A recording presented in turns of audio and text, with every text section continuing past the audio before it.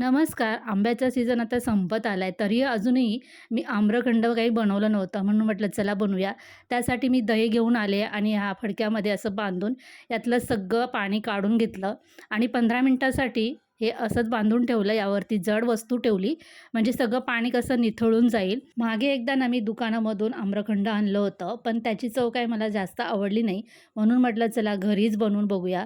आता हे पाणी काढलेलं दही चाळणीने असं स्मॅश करून घेतलं, म्हणजे यामध्ये काही गोठळ्या वगैरे असतील तर त्या निघून जातील.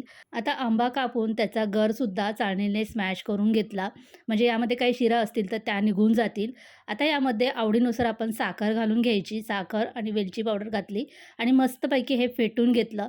इथे अगदी पटकन असं माझं आम्रखंड तयार झालं. तुम्हाला ही रेसिपी आवडली असेल तर लाईक आणि कमेंट करायला विसरू नका.